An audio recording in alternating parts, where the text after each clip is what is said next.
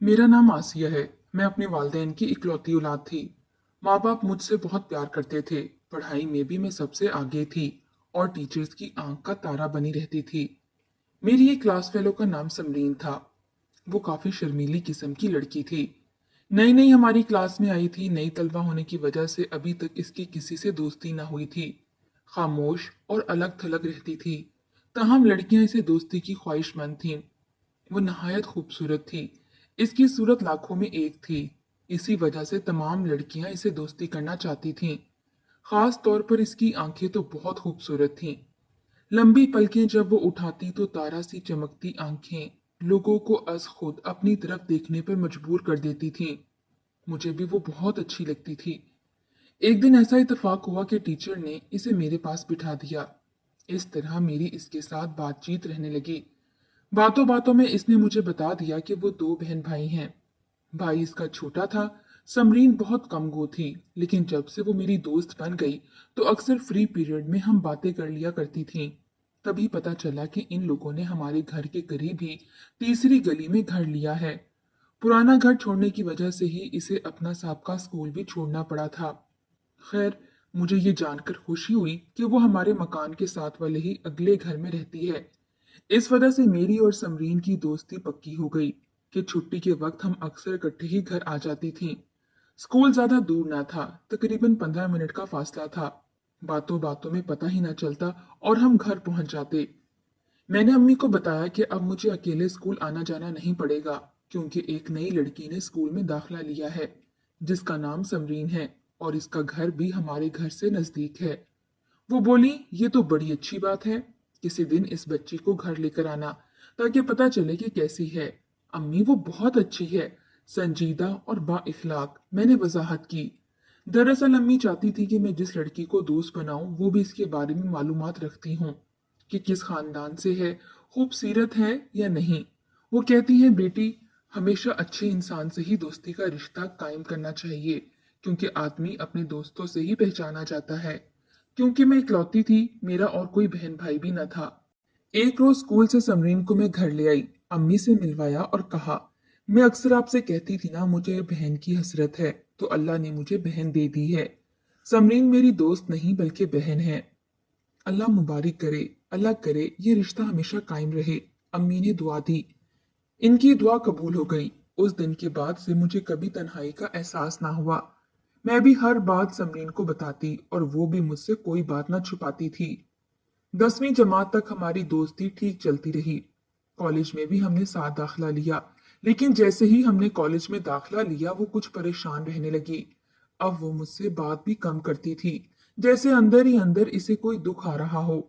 तभी मैंने इसे ज्यादा तवज्जो देनी शुरू कर दी। जब मैंने इससे मोहब्बत भरे लहजे में बात की तो इसको बहुत अच्छा लगा। एक दिन इसने मुझे बता ही दिया कि इसके वालिद को ब्रेन ट्यूमर है और इनके इलाज पर बहुत ज्यादा खर्चा हो रहा है। ट्यूमर का इलाज महंगा है और हम इनका इलाज नहीं करवा सकते। ऑफिस जाना भी कब का छोड़ दिया है, क्योंकि अब ज्यादा वो बीमार हो गए हैं। ये सुनकर मुझे काफी दुख हुआ। अम्मी को बताया तो उन्होंने कहा, अगर तुमने इसे अपनी बहन बना लिया है तो ऐसे में इसकी मदद करना तुम्हारा फर्ज है। अगर इसके वालिद के इलाज के लिए रकम की जरूरत है तो इसकी मदद जरूर करनी चाहिए। मैंने कहा, अम्मी, वो बहुत हसास लड़की है। मैं पहले तरीके से पूछ लूं, क्या पता हमारी मदद को वो कबूल ना करे, कहीं इसे बुरा ना लग जाए।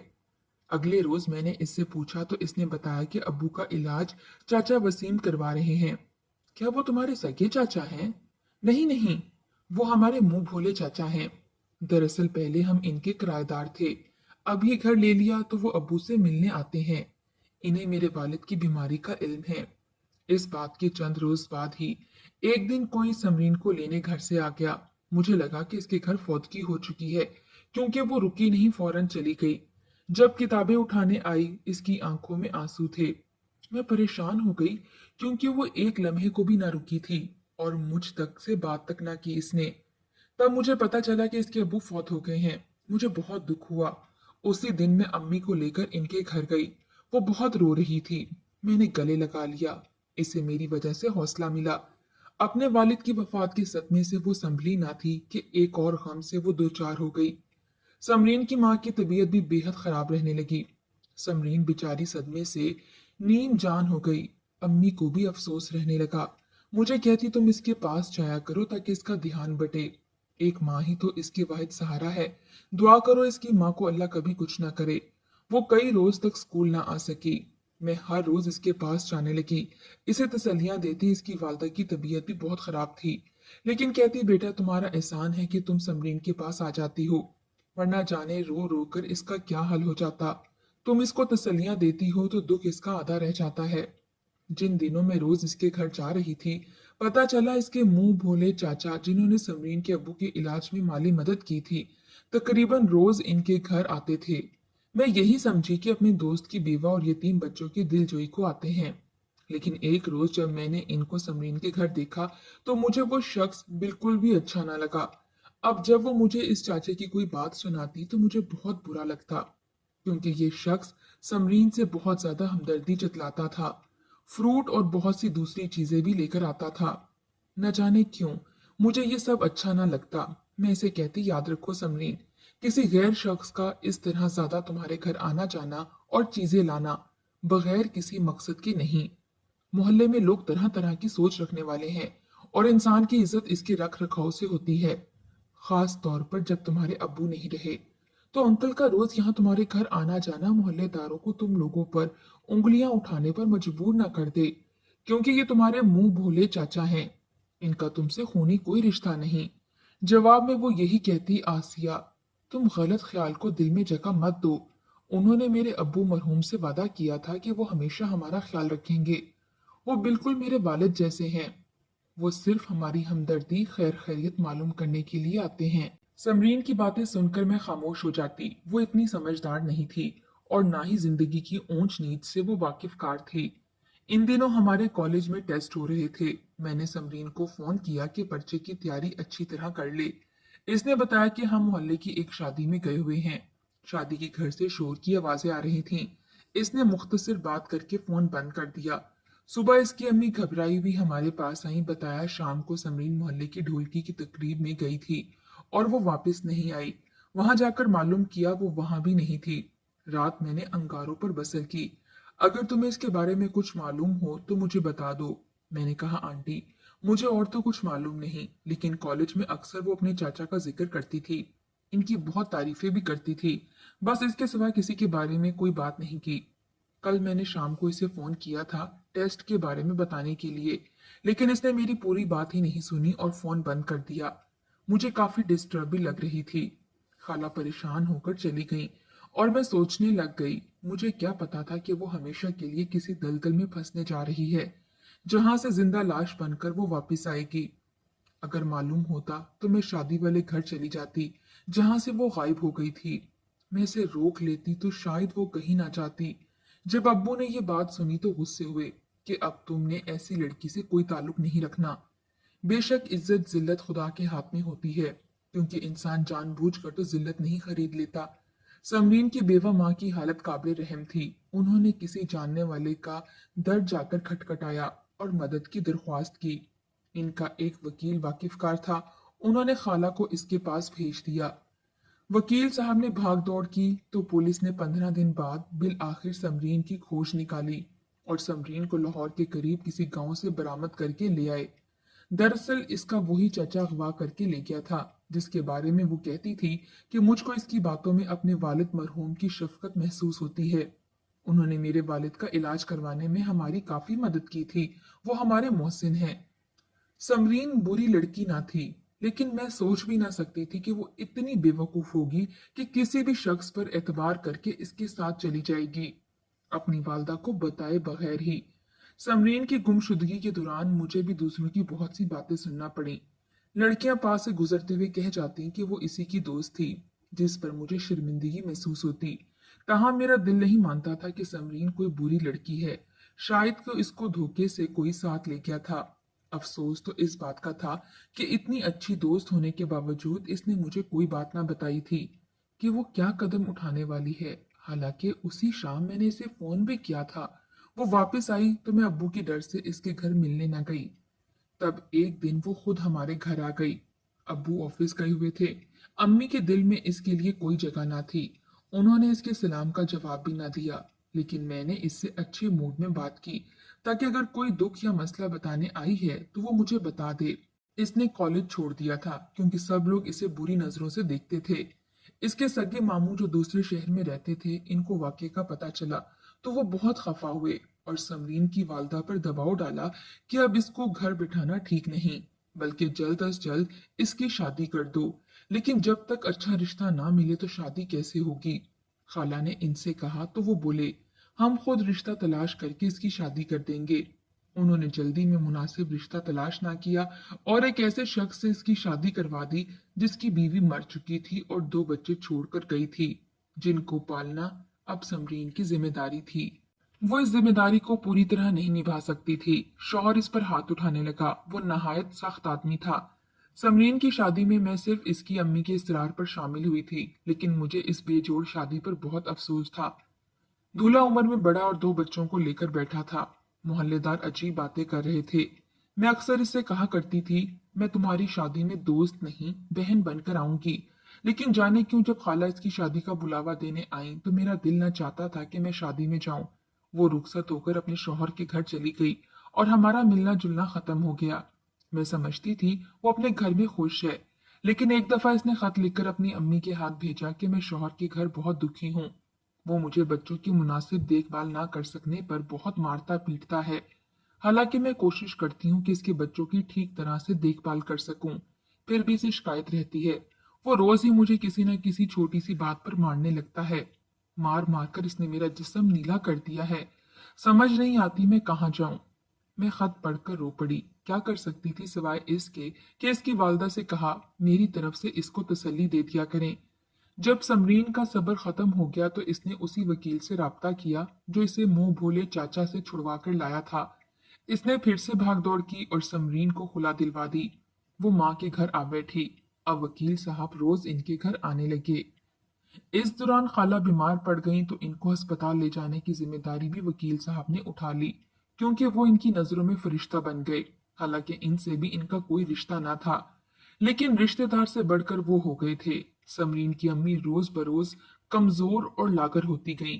बिल आखिर इनकी हालत इतनी बिगड़ी कि अस्पताल में दाखिल हो गईं और वहां से ही वो फौत हो गईं।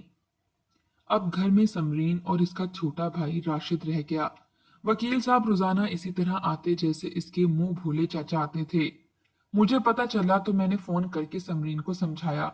मोहल्ले वाले बातें बनाने लगे थे, पहले भी तुम ख्वार हुई हो और अब फिर उसी तरह दूसरे अंकल का आना जाना तुम्हारे घर लगा हुआ है। अल्लाह के लिए होश के नाखून लो, तुम अपने मामू के घर चली जाओ। इसने कहा कि हरगिज नहीं। मामू ने 2 बच्चों के बाप से मेरी शादी करवाकर मेरी जिंदगी खराब की। मैं इनके घर हरगिज ना जाऊंगी। वो दोबारा मेरी शादी किसी और बेढंगे आदमी से करवा देंगे। मैं अपने घर में ठीक हूँ। अब अपने छोटे भाई को देखना है। मैं इसको अकेला नहीं छोड़ सकती। वकील साहब अच्छे इंसान हैं। वो हमारी खबरगिरी को आ जाते हैं। वो इस मनहूस चाचा जैसे बिल्कुल धोखेबाज नहीं है। मैं इन्हें अपना मामू कहती हूँ और इन्हें बुजुर्ग की जगह मैं समझती हूँ, क्योंकि वो शादीशुदा हैं और इनके बच्चे भी हैं। मैंने दोबारा इसे याद दिलाया, ये मुंह भोले मामू चाचू कुछ भी नहीं होते। इनसे दूर रहो। घर का खर्चा तुम्हारे अब्बू की पेंशन से चल जाता है। मदद की कोई जरूरत नहीं, और कोई हमदर्दी करे तो इसकी हमदर्दी बिला मकसद ना होगी। वो फिर भी ना समझी। अब मुझे समरीन की बहुत फिक्र रहने लगी थी कि वो घर में अकेली होती थी। मैं इसके घर चक्कर जरूर लगाती थी, चाहे चंद मिनट के लिए जाऊं, लेकिन मैं जरूर जाती थी। हालांकि मेरे वालिदैन को अब मेरा इसके साथ राब्ता रखना बिल्कुल भी पसंद ना था, मगर वो भी वास्ते देती थी कि थोड़ी देर के लिए ही सही तुम जरूर आ जाया करो। इस तरह मुझे सुकून मिलता है, वरना मैं समझती हूँ कि पूरी दुनिया में मेरा कोई नहीं। तुमने तो मुझे बहन बनाया था, अब जबकि मैं मुसीबत में हूं तो तुम मुझे तन्हा नहीं छोड़ना। मेरा ज़मीर मुझे मुलामत करता कि अगर मैं इस क़यामत ख़ेज़ मौके पर बिल्कुल ही इससे मुंह फेर लूंगी तो वो मुकम्मल तौर पर टूट जाएगी और गलत सहारे तलाश करने लगेगी। इसका भाई अभी भी छोटा था। वो इतना अक्लमंद नहीं था कि जिंदगी के पेचो गम समझ सकता। इसको खुद देखभाल की जरूरत थी। मैंने इसे काफी समझाया था कि तुम्हारी गलतियों की वजह से तुम्हारी अम्मी ने इतना गम लिया और वो जान से चली गई। अब और कोई गलती प्लीज मत करना। इसने कहा कि वकील साहब शादीशुदा हैं और बच्चे वाले आदमी हैं। वो हमारे मोहसिन हैं, मैं इनको कैसे घर आने से रोकूं। मैंने कहा तो फिर मेरी भी तुमसे आखिरी बात है, या तो तुम्हारी मुझसे दोस्ती रहेगी या फिर तुम्हारे वकील अंकल का तुम्हारे घर आना जाना रहेगा। अगर इनको तुमने मना ना किया तो मैं भी तुमसे तमाम रिश्ते खत्म कर लूंगी।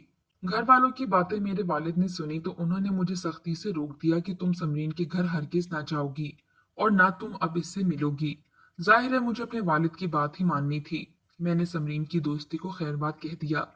कुछ दिनों बाद इसने मुझे फोन किया। मैंने बात ना की तो खत लिखा कि तुमने मेरा साथ छोड़ दिया है, अल्लाह तुम्हें इज्जत दे। हालांकि तुम्हें पता है कि मेरा तुम्हारे अलावा और कोई नहीं। मैं तुम्हें ना बता सकी कि उस दिन चाचा ने मुझे धोखे से शादी वाले घर से अपनी गाड़ी में बिठाया था। हालांकि मैं इनको अपने बाप की जगह समझती थी।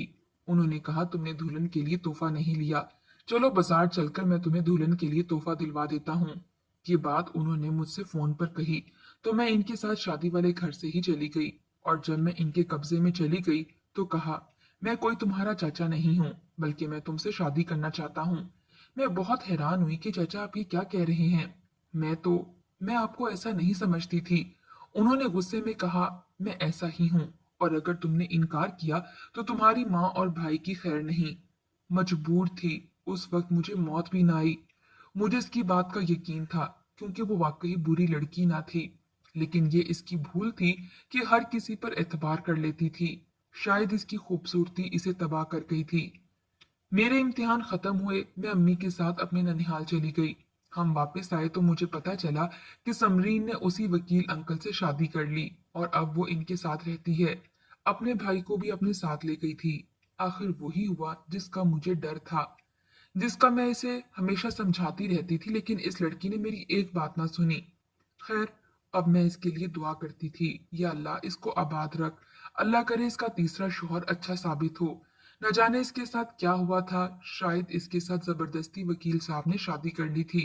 मुझे ये सब मालूम ना हो सका क्योंकि समरीन से मैंने बातचीत कब की छोड़ दी थी। कुछ ही दिन गुजरे थे कि मुझे बहुत ही अफसोसनाक खबर सुनाई दी कि समरीन का इंतकाल हो गया है। किसी ने कहा इसने खुदकुशी की और किसी ने कहा कि इसे किसी ने जहर दे दिया। अल्लाह जाने इसके साथ क्या हुआ, लेकिन जो भी हुआ बहुत बुरा हुआ। इसका कमसिन भाई इस दुनिया में अकेला रह गया था।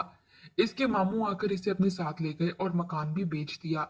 समरीन तो चली गई मगर इसकी यादें अब तक मेरे साथ हैं, जो दिल को तड़पाती रहती हैं। कभी सोचती हूँ एक काश मैं इसको तन्हा ना छोड़ती। वो मुझे जरूर बताती कि वो किस मुश्किल में गिरफ्तार है। शायद वकील साहब ने इसके साथ कोई धोखा किया था या न जाने इसको क्या हुआ था जो इसने खुदकुशी कर ली, या फिर इसे जहर दिया गया था। मुझे नहीं मालूम कि इसके साथ क्या हुआ था। अब अल्लाह ताला से हर दम दुआ करती हूँ, ए अल्लाह इसका अगला जहान अच्छा करना। अल्लाह पाक समरीन की मगफरत करे। आमीन।